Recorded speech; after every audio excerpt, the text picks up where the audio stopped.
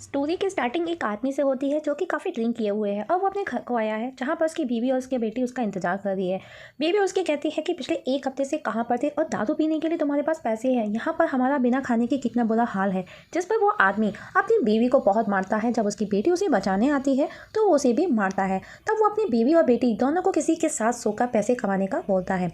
अगले दिन सुबह रानी देखती है, दोस्तों जो लड़की दिखाई गई थी उसकी बेटी, उसका नाम रानी है, वो देखती है कि उसकी माँ ज़मीन पर पड़ी है। जब वो देखती है कि वो मर चुकी है, रानी बहुत दुखी और परेशान है। तभी एक लड़की आकर बताती है कि उसके पिता की डेड बॉडी बाहर पड़ी हुई है। तब रानी देखती है कि उसके पिताजी भी मर चुके हैं।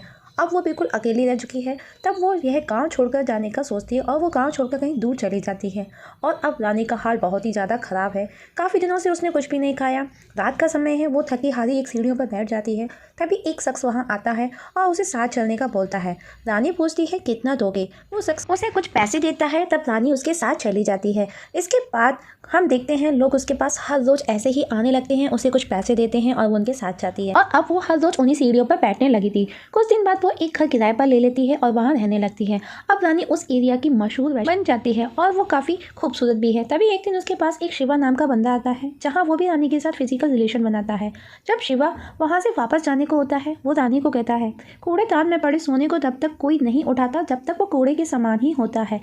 अगर यहाँ रहोगी तो भी ठीक वैसे ही है। वो उसे कहता है तुझे जितने पैसे चाहिए मैं दिलाऊंगा, मैं दूंगा।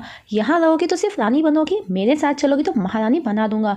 और रानी भी उसकी बातों में आ जाती है और उसके साथ चली जाती है। अब शिवा उसे हर रोज नए नए लोगों के पास लेकर जाता है और रानी भी अब अच्छा पैसा कमाने लगी है और वो शिवा के साथ खुश भी है। तभी एक दिन रानी शिवा से कहती है मुझे नहीं पता था एक दिन ऐसा भी आएगा। मैंने सिर्फ पेट भरने के लिए ये काम शुरू किया था, लेकिन अब सिर्फ तुम्हारे लिए ही करती हूँ। मैं तुम्हारे लिए कुछ भी करूँगी, लेकिन मुझे छोड़कर मत जाना अकेले कभी भी। उसी रात उन दोनों का एक्सीडेंट हो जाता है। कुछ देर बाद हम देखते हैं कि रानी हॉस्पिटल में है और वो एक बच्चे के जैसे बिहेव करती है और माँ से मिलने की जिद करती है। जहाँ डॉक्टर उसे बताता है कि तुम्हारा इस दुनिया में कोई नहीं है सिवाय शिव के। तभी शिवा वहाँ आ जाता है और रानी को साथ ले जाता है और वो डॉक्टर को थैंक्स बोलता है।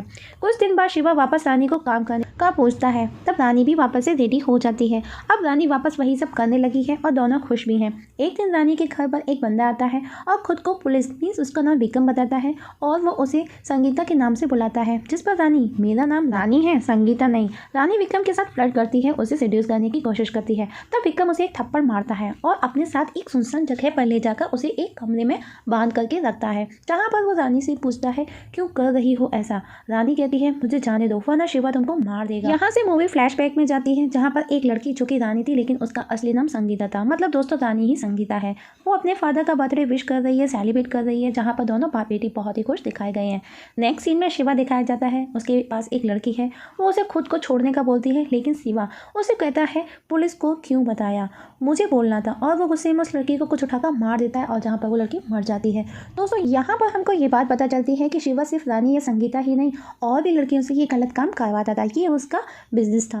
मूवी फ्लैशबैक में जाती है जहाँ दिखाया जाता है शिवा संगीता यानी कि रानी को फॉलो कर उससे मिलता है और उसे काम करने के लिए ऑफर देता है, जिस पर संगीता पास ही पड़े लकड़ी के डंडे से उसे हिट करती है और वहाँ से चली जाती है। क्योंकि दोस्तों दोनों कैंटीन में थे जहाँ पर सब लोग उसे देख रहे हैं, जहाँ पर जो भी लोग मौजूद थे, जिस पर शिवा को गुस्सा आता है। तब संगीता उसके खिलाफ पुलिस FIR करा देती है।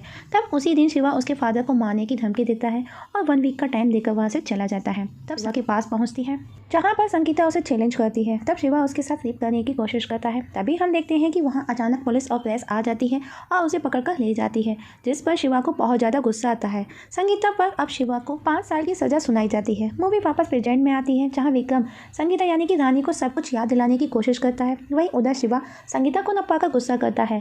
विक्रम डॉक्टर जॉन के पास जाता है और उसे रानी का नाम बता सब कुछ कबूल करवा लेता है और वो शिवा की सारी बातें उसे बता देता है कि कैसे उन्होंने संगीता को रानी बनाया। डॉक्टर उसे बताता है कि हमने उसे ऐसा इंजेक्शन इंजेक्ट किया कि वो अपना सब कुछ पास्ट भूल चुकी थी और हमारे द्वारा बताई हुई सारी बातें उसे याद थी और उसने यकीन भी किया और वो अपनी बीती हुई ज़िंदगी को भुलाकर हमारे द्वारा बताई हुई ज़िंदगी को जीने लगी थी।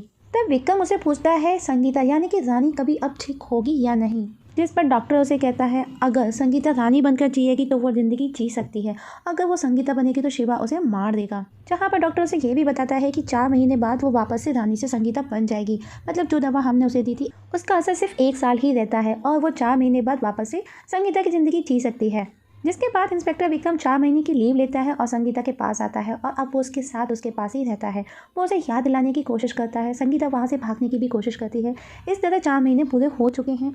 वहीं उधर शिवा भी उसका इंतजार कर रहा है। उसे यकीन है कि वो उसके पास जल्द लौटेगी। तभी एक दिन संगीता नींद से जागती है और विक्रम के पास आती है। तब विक्रम उसे सब कुछ बताता है, लेकिन वो अभी तक चुप है, खामोश है। लेकिन जब विक्रम उसे बताता है कि तुम्हारे फादर को शिवा ने मार दिया, तब संगीता बहुत रोती है, बहुत दुखी होती है। जिसके बाद विक्रम उसे संभालता है और उसे उसके घर लेकर जाता है, जहाँ संगीता को सब कुछ याद आ जाता है। विक्रम उसे कहता है अब तुम्हारे पास 2 ही ऑप्शन है, या तो शिवा के साथ रानी बनकर जियो या फिर कहीं दूर जाकर वापस से संगीता की लाइफ जियो। और उसके पास एक गन छोड़कर वहाँ से चला जाता है। तब संगीता शिवा के पास पहुँचती है। उसके हाथ में गन होती है। अब शिवा भी समझ चुका है कि संगीता को सब कुछ याद आ चुका है। तब शिवा उसे बताता है कि मुझे पता है तुम्हें मुझ पर बहुत गुस्सा है। जिस पर संगीता बोलती है क्यों बनाया मुझे ऐसा, मैं खुश थी अपनी लाइफ में। जिस पर शिवा उसका मजाक बनाता है और कहता है तुम शहर के हर लड़के के साथ सो चुकी हो, हर लड़के की जुबान पर तुम्हारा नाम है, तुमको पता भी नहीं कि ना जाने कितनी बार तो तुम मेरे साथ सो चुकी हो। और वो उसे सब कुछ हकीकत बताता है कि कैसे उसने संगीता से रानी बनाया। वो उसे बोलता है मुझे तेरी हिम्मत ही भाग गई थी, और वो उसे मारने लगता है। उसी दौरान संगीता पास ही पड़ी हुई गन को उठाकर उसे शूट कर मार देती है। मूवी आफ्टर 5 ईयर्स दिखाई जाती है। हम देखते हैं संगीता विक्रम के साथ में एक संस्था जो कि रानी बालिका संस्था के नाम से, जो कि उसने शिवा के उस रूम पर ही खोली थी जहाँ से शिवा ने संगीता को संगीता से रानी बनाया था। शिवा ने उसकी ज़िंदगी बर्बाद कर दी थी, लेकिन विक्रम को वो थैंक्स करती है क्योंकि हम देखते हैं कि संगीता एक अफसर बन चुकी है और उसने शिवा को सेम दवा दे करके अपना चौकीदार बना दिया है और जो कि दिन रात उसे सलाम करता रहता है। स्टोरी कैसी लगी दोस्तों?